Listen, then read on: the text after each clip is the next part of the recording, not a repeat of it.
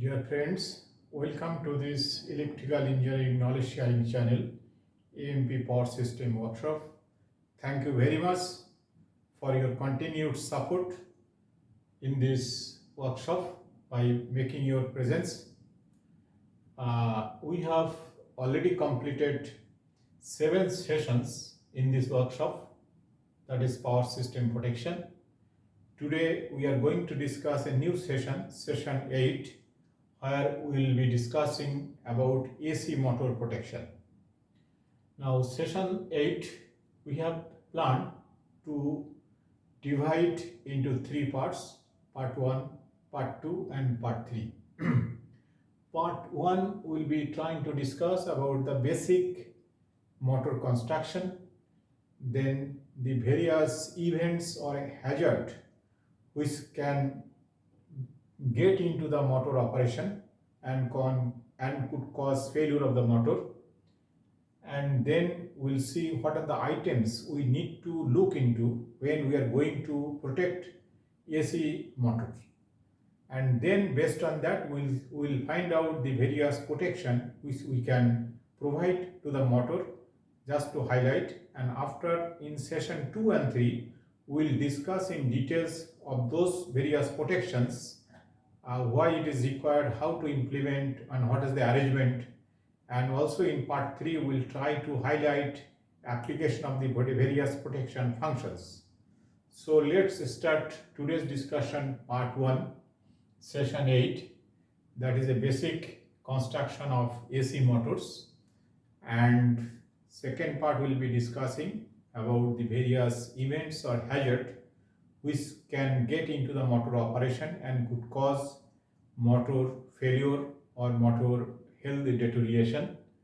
And third, we will discuss about the various items which we need to address before going into discussion about the AC motors, and then we will highlight the various protection we apply to overcome those hazards or that operational issues. These are the agenda for today's discussion. Now, when we are going to give the brief or highlight about the motor construction, you have to keep in mind we are discussing about the motor protection. So I will not be going into details about the construction and the principle and the various features of AC motors. Only for the protection purpose, what are the basic idea we need for the AC motors, that our discussion will be limited to that. Now, when you look into the AC motors, AC 3-phase motor, mainly we divide into 2 categories. One is the AC induction motor and AC synchronous motor. If you see the AC motor we can divide into 2 categories. One is a AC induction motor, that is one motor, and then AC synchronous motor. These are the 2 categories of motor we divide in case of AC motors. So let's discuss one by one. For AC induction motor, any motor has a 2 part, mainly 2 part.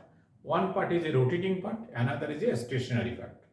In case of AC induction motor, this 2 part we call the rotating part we call rotor, and the stationary part we call stator. Now, if we look into the construction, AC stator part of the motor, it is a stationary part. It has a outside is a metal steel body. Then inside there is a slots, even and odd slots inside of this part, and where we put the windings. If you see the motor, this is a from the front side section, this is the outer body, and suppose this is a metal thickness, this is the metal body, yeah, and over we have a slot like this. Like this we have a slot, and in this slot winding is located over here, and it is a hold.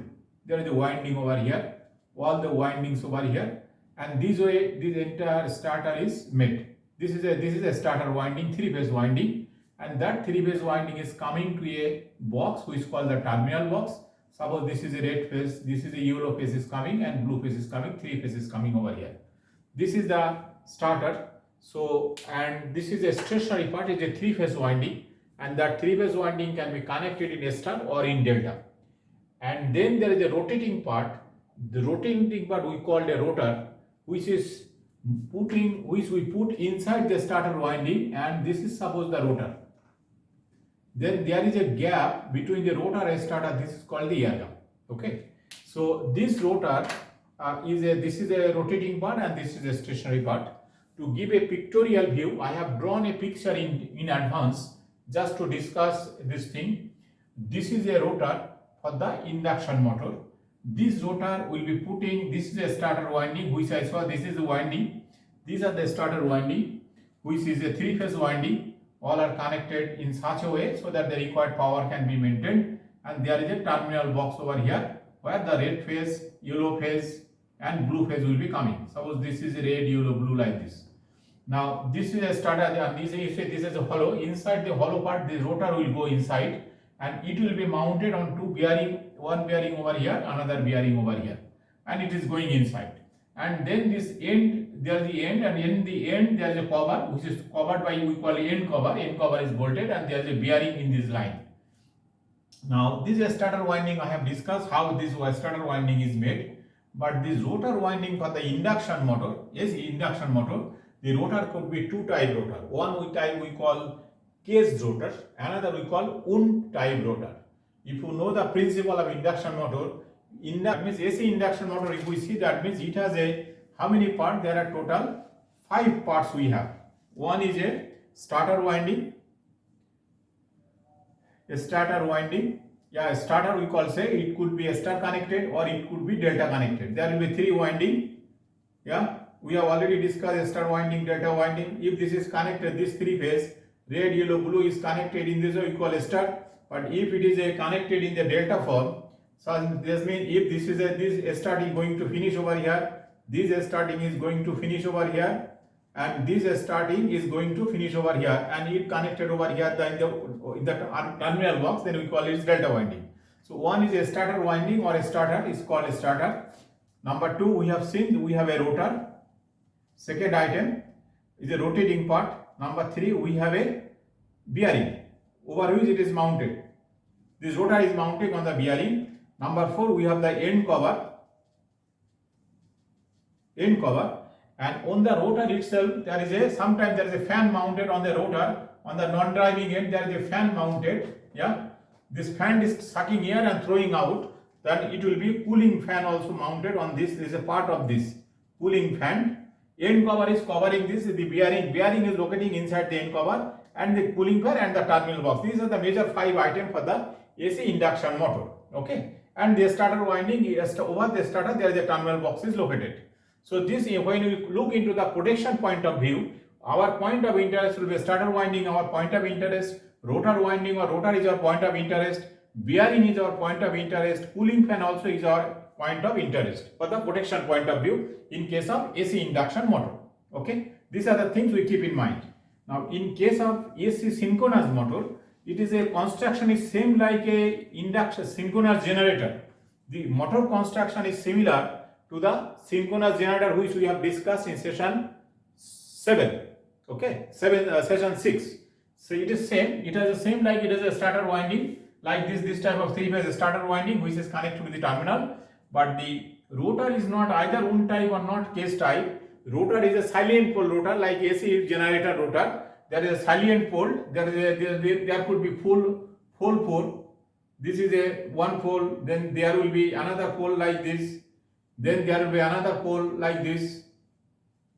There will be one pole over here, like a 4 pole, 6 pole like this, and over there DC winding is mounted. Over there DC windings are mounted. These are mounted with the DC winding. This pole, this is called salient pole, and this is on a rotor. Okay, this is a rotor, and this is a rotating inside this starter winding. So this is a going rotor. So this rotor is a DC winding, and the DC winding is getting supplied from external through the silibring. Okay, this is a rotor, this rotor shaft, and over the rotor shaft the silibring is mounted, and over the silibring same type of arrangement. This type of silibring is, suppose this rotor is a salient pole type of rotor instead of this normal case type or wound type.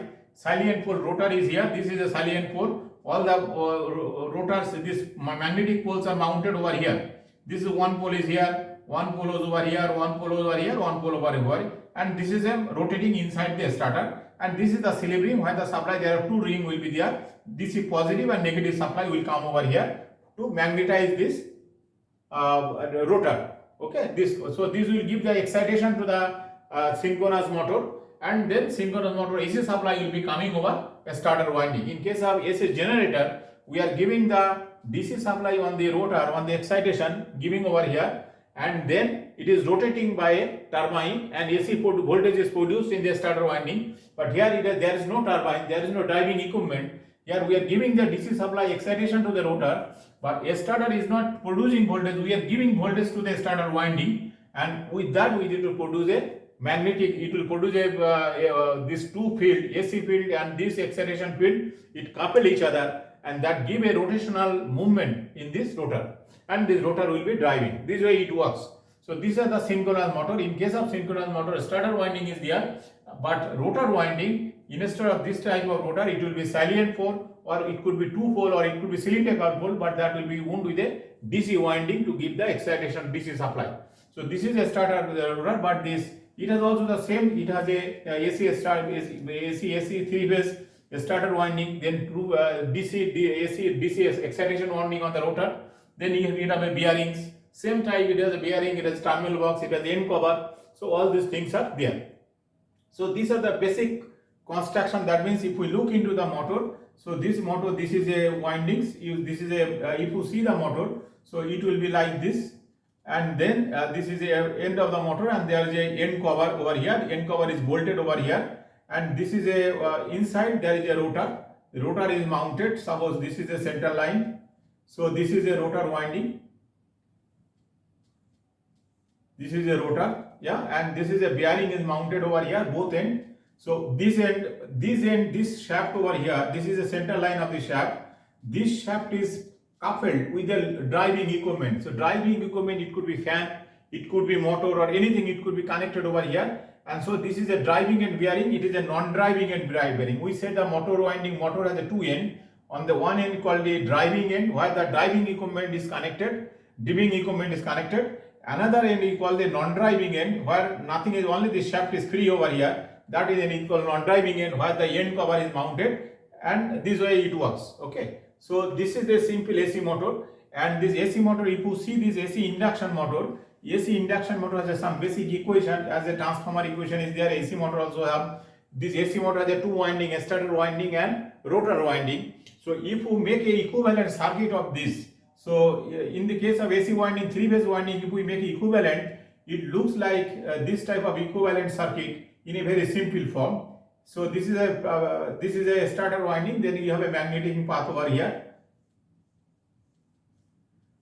then it is a rotor winding, okay, and then it is coming back. So you are giving a voltage over here. Suppose it is a V Thevenin voltage you are giving. This is suppose capital R1 starter resistance, it is X1 starter reactance, this is a rotor reactance, X2 a small x2, this is a R2, yeah, and this is suppose magnetic path, it is X0, it is a R0. So if you see this, if this is a very small part of this total, if you neglect this part, then this will be V Thevenin. So in that case, you can see the current. Suppose this is a current I equal to V Thevenin, this equivalent voltage divided by root of what is called resistance R1. This will be R2 by S when you convert to primary, plus R2 rotor resistance by slip, that S square, plus X1 plus a small x1, this S square. The under root of this will be the current in this circuit. That means this is the current.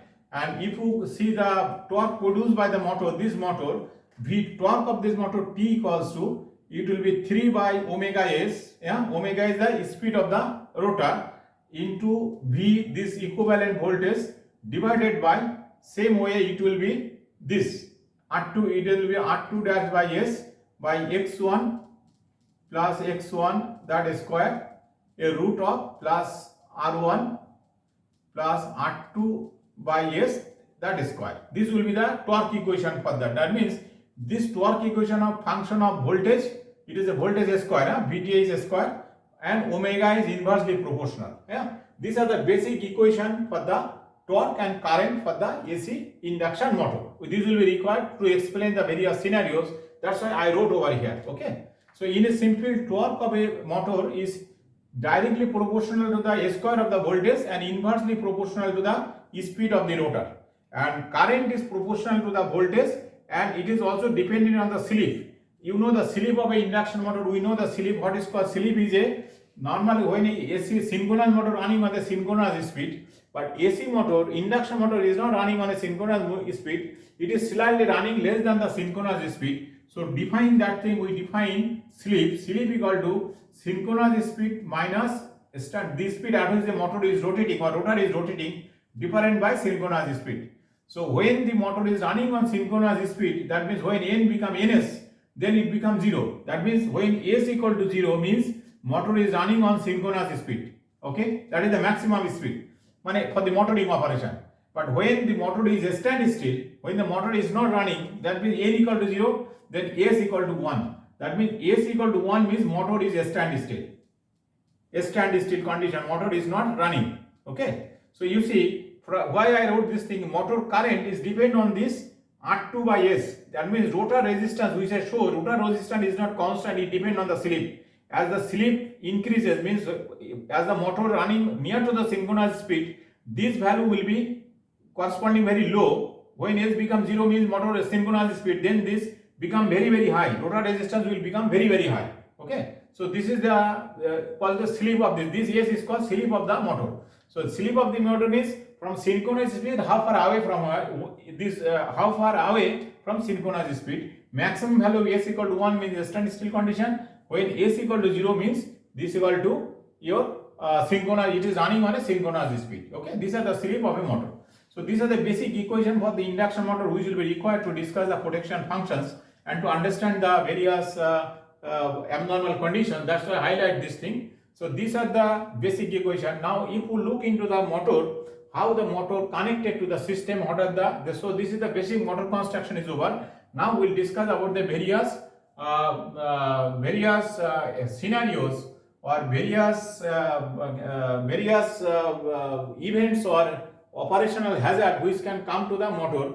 To understand, to discuss that part, we have to see how the motor is connected, what are the various factors coming into the motor. Suppose this is our motor, this is a motor has a shaft, this is a motor shaft, yeah, this motor is this is inside, there is a rotor, this is a rotor, and this is a air gap is over here, this is the air gap, and this is a starter winding. Okay, and this is a shaft, and there is a bearing over here. Okay, suppose this is a bearing and this is a bearing. Now, and there is a fan over here which is a cooling air. This is a motor, this is a motor part. Now this motor is connected how? This motor is connected to another equipment which motor need to drive. That driving equipment is connected over here. Suppose this is a driven, there is a common coupling point, and this is a driven equipment. It could be fan, it could be pump, even it could be a generator. Sometimes motor is running a generator. When a motor is acting as a turbine and it is running a generator to produce a voltage, that is also used. So this is a driven equipment. And then what is connected? Then it is connected to a supply from the grid or from the distribution system. There is a motor terminal box, it is connected over here. So this is a supply system. So when I look into supply system, so when I look into the motor operation, a motor has a two sides. One side is a driven equipment to be drive, and the other side is connected to the supply side. So the various effect or various events which can cause the motor operation any problematic or any issue on the motor operation, that could be come from the driven equipment, it could come from the supply side.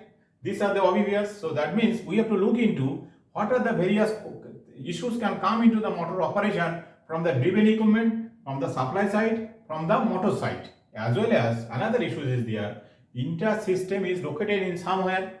In that area, in that location, what is the ambient condition or the atmospheric condition, that is also another part.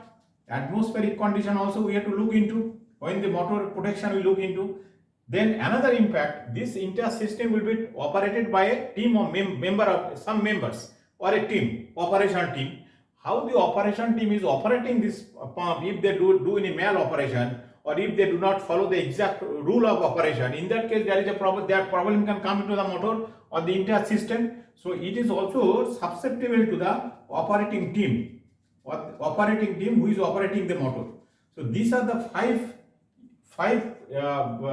source of hazard could come into the motor operation. So we have to look into from each what type of problem can come. So these five parts which we discussed, one is the motor itself, from the driven equipment itself, from the supply system, from the atmosphere and the operating team. These are the five parts from where the abnormal scenario can come into picture. Let's see one by one what are the issues can come. Okay. Now first let's see from the supply side. Now the supply which is given to the motor operation, it is a three-phase motor. So first we are discussing about the supply. Now this supply which is given to the motor, every motor has a specification to operate at a rated speed at a rated frequency, and we say the motor performance would be maintained within plus minus 10% voltage variation and plus minus 5% frequency variation. These are that we define in the motor in this way. Okay. Now if the supply which is giving power supply to the motor, if it does not maintain this, then what will happen? And it will consider all the phases are balanced phase, A phase, B phase, C phase are balanced voltage. That means the voltage vector are equilibrium, they are in equilibrium, there is no unbalanced condition. So if we say the vector sum of VA plus VB plus VC, that equal to 0, that is the balanced system. We have considered always this thing. But it could happen the supply voltage is not plus minus 10%, not plus minus 5%. That means the motor could be susceptible to or motor could be subjected to a issue or operational problem if the supply voltage, if the voltage goes up, okay, over voltage or under voltage, over voltage or under voltage. In that case, motor operation could be motor could not perform as it is intended for. Then if the frequency of the supply also, we have said plus minus 5%, if the frequency goes beyond plus minus 5%, then also there will be a under over frequency also could cause a problem to the motor operation. That is another point. Third point is this voltage we have considered balanced voltage, but the voltage could not be balanced. Maybe these three phase voltage are not balanced. In that case, if there is unbalanced voltage, that could cause also a problem to the motor. Unbalanced voltage or unbalanced current, you can say, that is also cause a problem to the motor. Then we have to look into this supply system, how it is grounded, whether earth fault current can flow through the motor or not. That also we have to, that means the supply system connection configuration, whether it is delta winding or ester winding or it has a ester winding grounded or not, that connection configuration also we have to look into when we look into the protection connection configuration of the upstream supply system. Also we have to look into when we look into the protection of the motor. Then we have to look into this supply system, how much power it can give. Suppose I have a 5 megawatt motor and backup power supply, maybe transformer is only 2 megawatt or 4 megawatt or 4 MVA transformer, I have a 3 megawatt motor. Maybe motor cannot start with that. You know, motor starting required high power supply, and a high source is required, a strong source. If that source is not adequate, then motor will not start. So we have to see the capacity of the upstream supply, capacity of the upstream supply. Upstream supply system capacity also we have to look into. So when we looking into supply, so supply all this scenario can put a problem to the motor operation. So when we are looking into the supply, what are the causes? From the supply system, we have to look the voltage, whether under voltage, over frequency, under frequency, whether the voltage is balanced or unbalanced, what are the connection configuration of this, whether the system has enough capacity to cater the required power for the motor operation or not. That also we have to look into all these aspects. Okay, so these are from the supply system. Now when we come to the motor, what the problem motor can cause? We have seen there is a two winding, one is a starter winding, one is a rotor winding. This winding, the insulation can get failed. Any of the insulation, if the motor starter winding insulation or rotor winding insulation, if it get failed, then there will be insulation failure, means ultimately it will convert it to either phase fault or earth fault. So insulation failure also we have to look on to insulation condition to be addressed when you look into the protection. Insulation failure could cause what? One is a phase fault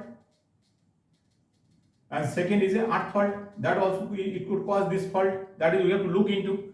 Then second point, this motor, we have already said the motor is mounted on the bearing. Suppose this is a rotor, and this is a air gap, and this is a starter winding. Okay, the starter winding is located over here. This is start winding and this is a rotor and this is the air gap.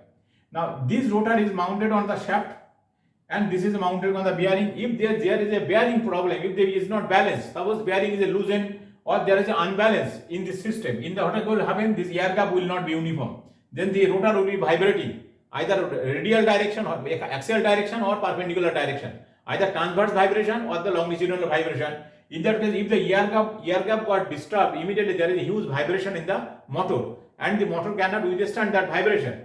Okay, so in that case, this vibration will be transmitted to the driven equipment. So in that case, motor will not do the job. That means we have to see the insulation, number one. Number two, motor bearing issue we have to look into. Bearing issue, bearing could also be a problem. Now the bearing, this bearing could be a self-lubricating bearing, or the bearing could be lubricated by artificial external oil. If this external oil is causing the bearing, that oil level, if there is a pump for feeding the oil, that pump also, all this thing could cause into problem. So bearing and this associated system, associated lube oil system. Associated lube oil system we have to look into. That is also could cause a problem to the motor. Then number three, we have seen the motor could be a fan could be inbuilt with the motor rotor if it is a small size motor. But for the big size motor, there is a forced air cooling or forced water cooling is there. From external source, water is forced by pump to the motor winding to cool down the motor winding. So if this cooling system failed, in that case motor will not work, it will not do its job, because motor temperature will come up. If the cooling system failure or cooling system blocked, in that case what will happen? The motor temperature will go up, so that will not work. Then also we have to address the cooling arrangement of the motor, that also we have to look into. So in case of motor, when I go to the motor, when I address the motor, what the problem motor can provide, motor can motor can inject to the system for the operational problem. Now the insulation failure, one of the issue could happen. Then bearing, there is a bearing problem and is associated oil can have a problem. Cooling system could have a problem. Okay, these are the mainly three issues which can, and then finally motor, the mounting arrangement. That mounting arrangement could be loosened. In that case, motor overall vibration will increase. That also one of the, that is a operational, that is also a mounting or an installation arrangement also to be looked into properly. When you look at the motor protection and motor, what is the consequence, what is the problem come to the motor from the motor itself. Now when you come to the third part, that is your load driven, because motor is driving a load which is either a fan or it could be motor pump or any of them. Now when we are looking this thing, this equipment which we are connecting to the motor, that is the driven equipment. If we look into the driven equipment can transfer various problems to this motor. Number one, the driven equipment could be such that whatever the motor amount of torque motor can provide, driven equipment maybe is torque, more torque is required, or other way, driven equipment may be high inertia. It has a high moment of inertia which motor cannot provide to rotating. In that case, motor will fail to start the driven equipment. So driven equipment inertia we have to look into. Then the driven equipment for running, how much, or during starting, how much torque is required. Same amount or more amount of torque is to be provided by the motor. If the motor is unable to provide that amount of torque, then the driven equipment will not start. And it may happen that motor can give that starting torque, but to maintain the or running torque, whatever the running torque required, motor is not capable to supply that amount of running torque to the driven equipment. In that case, driven equipment will not run continuously. So all this thing, then another point, if the driven equipment, as the motor is connected by a common shaft, this is a common shaft coupling, one side is a motor is connected, another side is a driven equipment is connected. This is a driven equipment and this is a motor. Now if there is any vibration or any imbalance in this driven equipment, through the common shaft it will be transferred to the motor. So driven equipment, vibration, driven equipment, driving equipment, bearing issues, all this thing will be transferred to the motor. So that is also to be looked into. That means driving equipment vibration also look into, vibration can be transferred to the motor, that is also to be looked into. Similarly, the driven equipment balancing and this mounting arrangement, that is also could be transferred vibration to the motor, that is also to be looked into. Then number three is a mounting arrangement of the driven equipment, that also to be looked into when we are looking for the protection, mounting arrangement. Number 4, we have already discussed about the inertia of the driven equipment to be looked into. Then driven equipment torque requirement also to be looked into. So these are all if any one of them is mismatched with the motor, then motor could be subjected to a over stress, or motor can fail to do its performance or deliver its required performance. So this should be looked into. Then the two external event which is not directly connected to the motor, one is the ambient condition. Now the motor which is designed or which we are going to protect, this motor we have to look into the what ambient condition the motor is defined or motor has been made. Motor, in the design of the motor, what ambient condition means, what ambient temperature, what humidity level, then what pollution level, it may be chemical explosive or it is hazardous area, whether all this thing has been considered in the motor design or not. So all these hazard, this could be produced hazard. Suppose a motor is designed for safe area, which we are running in the oil field area or the hazardous area, then the motor will not fit the purpose. In that case, immediately there will be a spark over in the motor and there will be fire. Suppose the motor is designed at 40 degrees centigrade ambient, suitable for the European country. Now this motor we are putting in the Middle East where the temperature is 50 degrees centigrade. So if we put the motor 40 degrees centigrade motor in 50 degrees centigrade, the motor will not do the job. In that case, motor will fail to deliver its required performance. So this is also has a effect on the protection. So this is also looked into. Suppose the motor has been designed for the 50% humidity area, and now the humidity is 100%. In that case, motor will be there will be condensation inside the motor. So that will not serve the purpose. So all these ambient conditions like humidity, temperature, pollution level, chemical pollution is there or not. From the hazardous area, from the hazardous point of view, whether motor is certified for the hazardous area or it is not certified, that also looked into. So all the ambient condition also can impact on the motor performance. That is also looked into. Fourth point is a operational operating team interference can cause jeopardize the motor operation. Suppose a motor is designed for safety. Suppose a motor is designed to operate a pump, and the pump, there is a minimum, when motor going to start, there will be a minimum flow requirement to start the pump. Okay. Now if that minimum flow is not there during operation of the pump, he has to maintain the minimum flow, then he has to then he will start. First, during starting the motor will be running a pump to maintain the minimum flow. But at that time, if the pump keep it fully open, instead of minimum flow, it put 100% flow, then motor will not able to start the pump. So then it may happen that at what time they should start the pump, instead of that they start the pump in different timing, then it will not do the job. So another point is, suppose a motor to be once there is a power supply failure, motor to be tripped. Motor should not be connected to the system, and that may be by through the operator intervene. But operator failed to stop the pump, or they forget to stop the pump after the power failure, and they maintain in the closing condition. When the power supply comes, all the motor will start simultaneously, and the power system may not capable to do that. In that case also, this will be a failure of the pump. So all this operational issue also can impact the motor performance. So that is also to be looked into. Then suppose a motor, due to operational requirement, suppose the motor starts in one direction, after 15 minutes motor to be reversal, just change the direction by changing the contactor. So there is a control law scheme, there is a push button to operate to reverse the motor after 15 minutes. If the operator fail to do that in the proper timing, then there will be a process disruption will be there. That can cause also the problem. So operational interface also important part to maintain the intended performance of the motor. Otherwise, motor could fail. So all this interface has an event or has an impact on the motor performance. So we have to look into all this. Okay, these are the various items which we need to various consequences of the various hazard which can come into the effect on the motor performance. So when we are going to discuss motor protection, all these things we have to capture.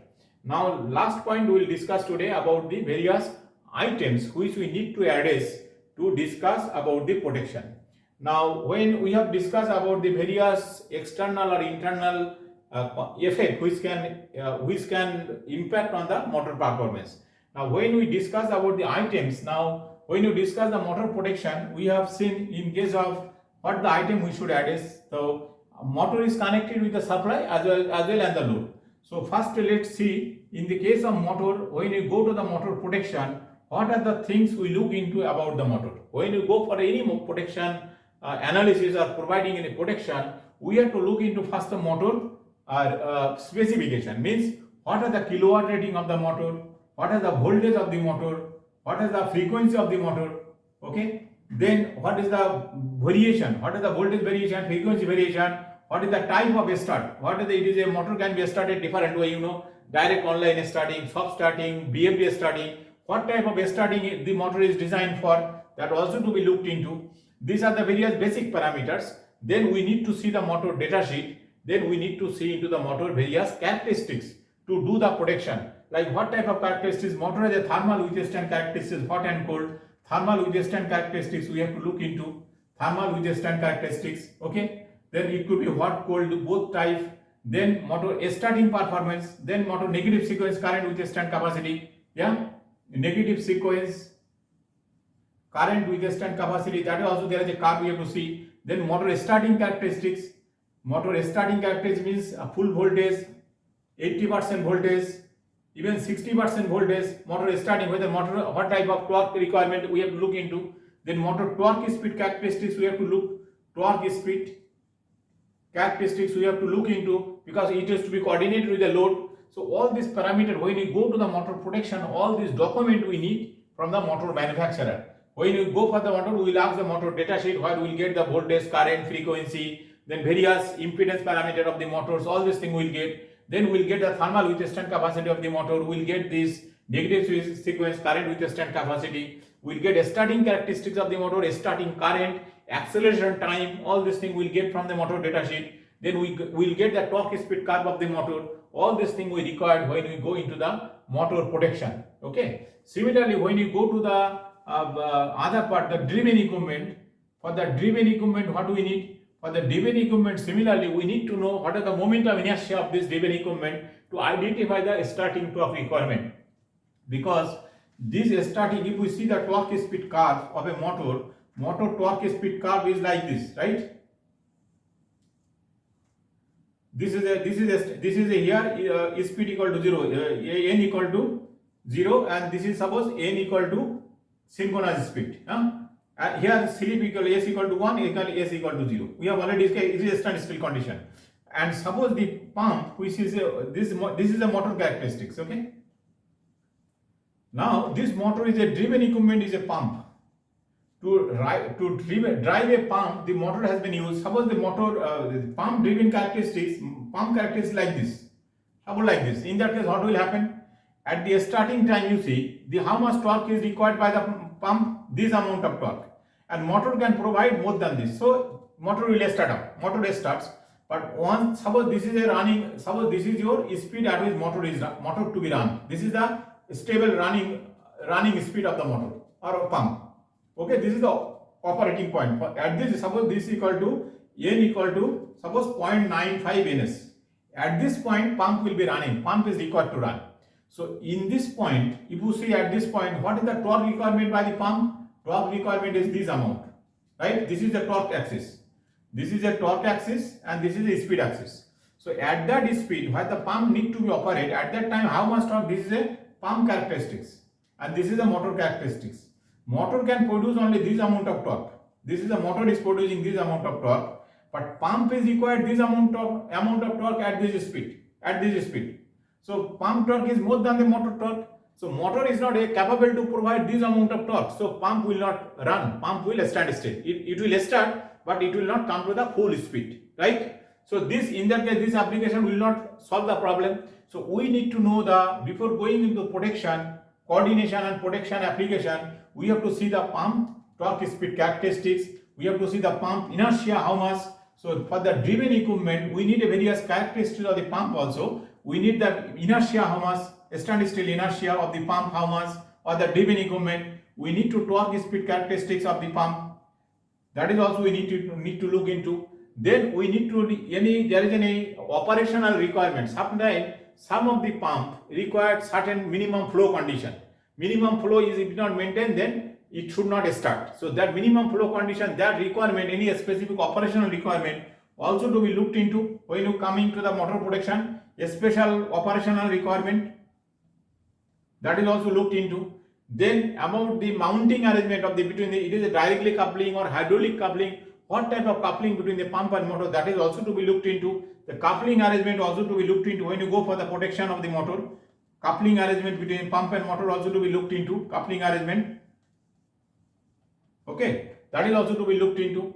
Then this vibration, you know, this pump vibration or the driven, suppose the fan when fan is rotating, if the fan diameter is very big and connected to the common shaft, in that case there is a fierce chance of coming to the vertical or the transverse vibration can be transmitted to the pump. Suppose this is a shaft, okay, this is a shaft and this is a motor shaft, this is a fan shaft, and fan is rotating like this. Fan is a huge diameter, so when it is rotating there is a chance of vibration this direction, not the axial but transverse vibration. So in that case this vibration will be transmitted to the motor, so motor bearing will be and fan bearing will be getting damaged. So that is also the vibration also to be looked into. So what type of load this motor is driven, what are the load characteristics, how much transverse vibration is coming, whether the coupling can absorb the vibration or not. Then any issue with the bearing, whether driven and bearing, that bearing issue also to be looked into when we correlate this thing. So these are the requirement, the data required from the pump side. Now for the supply side, as supply is also connected to the motor, for the supply side, what are the items we need to look into? For the supply side, we have to look into the supply kVA or MVA supplying capacity. Number one, when you go to the supply side, we have to look into supply system which is connected to the motor. What is the MVA capacity, MVA or kVA capacity? MVA capacity, or you can say another way, short circuit capacity of this system. Short circuit capacity or impedance of the system, how much, that is we need to look into. Number two, we have to see the what is the voltage and frequency of the supply system. Voltage and frequency of the supply system, that is also we need to look into. Similarly, we need to look into what is the variation acceptable for this. How much variation can possible of this system, whether that variation can accept the motor or not. Suppose I have a motor of 415 volt and supply system is a 480 volt and frequency is 50 Hz. Motor is a motor data like this and supply data frequency is 60 Hz. When this motor come to connect to this, we cannot connect it. So in advance we need to know this system voltage frequency, how much variation it can go into this. That is also we have to look into. What is the earthing arrangement of the system, that is also we will look into, because when you give the motor earthfall protection, we need to say whether earthfall current can flow or not. Depending on that earthfall protection to be decided. So earthfall flow, to know this thing, system earthing condition also we need to look into. Earthing condition.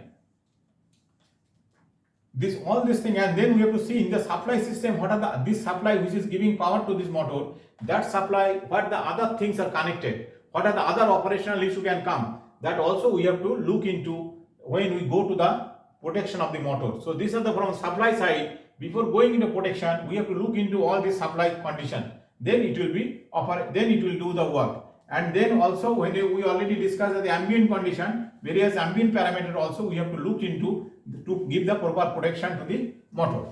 Okay, these are the various items to be added. So considering all these things, now we can look into the various protection which provide to the motor to cover all these things. So we will go one by one of the brief of that. Only the highlight will give number one. Now from the supply side, we have seen in the motor side that motor insulation can failure. If the insulation can fail, then what will happen? Motor will be subjected to the fault. That what type of fault it can happen? We have seen any fault. It could be phase fault. Because this is now we are talking about these three windings. Okay.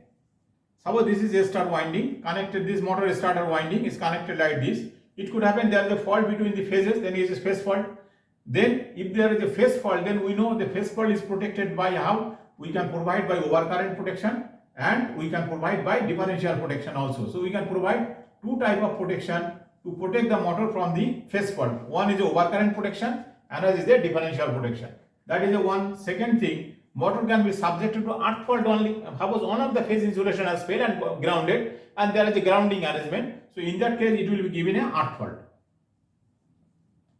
In case of earth fault, also we can how can we provide the protection? We can provide by overcurrent protection as well as we can provide by differential protection. We can provide earth fault protection of this. Okay, these are the two major insulation failure. Now motor has a bearing. In case of bearing failure, what we will do? suppose there is a vibration in the bearing, then bearing vibration will be high. Suppose big size of motor mounted on the bearing, that bearing could be ball bearing, it could be slip bearing. Bearing can be lubricated bearing, self-lubricated, or it could be lubricated by external oil which is running by pump. So if this bearing has some vibration issue, then the vibration issue means motor will be vibrated. So this can be protected by installing bearing vibration monitoring arrangement. Bearing vibration monitoring arrangement. Vibration arrangement, we can do this thing. Number 4, if there is a bearing, when there is a vibration, there is also temperature will go up the bearing. So in that case, bearing temperature also we can monitor. So bearing temperature we can, bearing over temperature also we can monitor. Bearing over temperature, by what we can do, we can put RTD in the bearing, by which we can monitor the over temperature of the bearing. This is also one of the protection.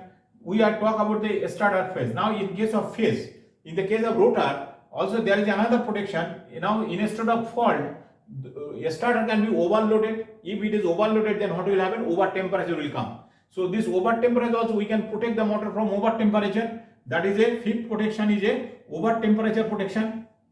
That is we provide by RTD, or thermal overload relay. By monitor, that is a 49 protection we can provide for the motor winding.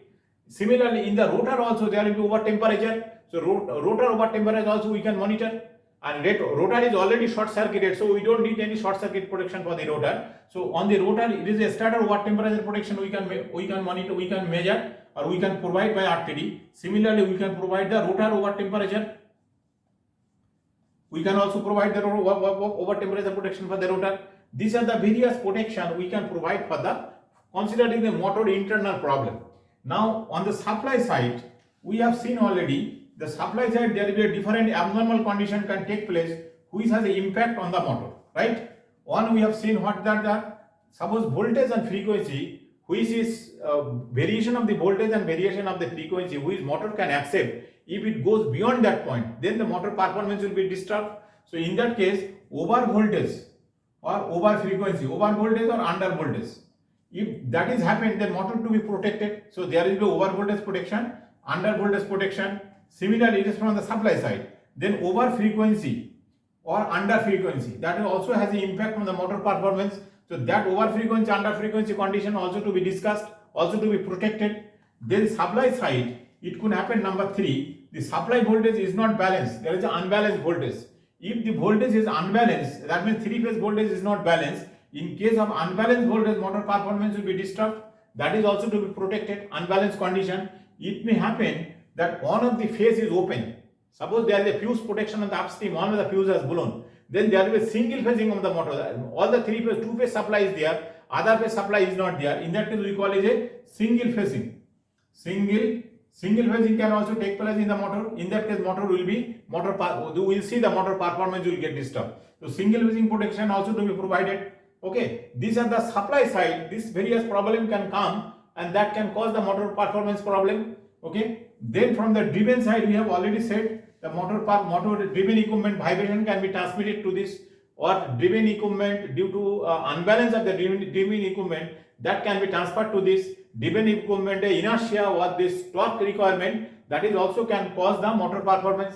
So this thing also to be looked into. So driven equipment inertia we will look into. When we look into the driven equipment, for the protection of the driven equipment, we will give the driven equipment protection. One is the bearing protection. Driven equipment has a bearing. That bearing protection will provide. Okay, bearing has will provide temperature as well as vibration. Both will provide for the bearing, and that will be connected with the motor bearing. So these are the for the pump side. Pump, there is other mechanical protection is there. That is we are not discussing. We are only discussing electrical protection, which has interlock with a pump motor side. Okay, these are the protection we will consider. Then some of the, in case of the pump, especially for the pump, some of the application, if the pump is not flowing required amount of fluid, in that case pump temperature goes up, pump impeller temperature goes up, and that is a very dangerous for the pump. So that we have to protect. That is not the pump internal. Then it is actually how we protect. We provide by sensing the power or current. If there is an undercurrent or under power, in that case is going to the, suppose a motor is driving a pump, and the pump, when pump is running, suddenly motor undercurrent takes place. That means pump is not drawing enough current, means pump has no enough flow. because if the flow is not there, pump impeller blade will get heated. So immediately pump will fail. So that is also we provided by undercurrent or underpower protection for the pump. As a vibration we are giving, bearing temperature of the pump protection we are giving. At the same time, this type of protection also we are providing for the pump undercurrent or underpower protection. Okay, these are the various protection we provide for the motor. We'll discuss one by one in details for the next two part 2 and part 3. So when we'll be discussing all this, so these are the various protection we provide. What we discussed today mainly about the protection. We provide the phase fault by overcurrent differential, motor earth fault we provide either overcurrent differential. We provide unbalanced protection. When the unbalance is there will be a negative sequence current, negative sequence heated protection we provide. We provide the overloading protection, that is by thermal overload or by the RTD. We provide for the starter as well for the rotor.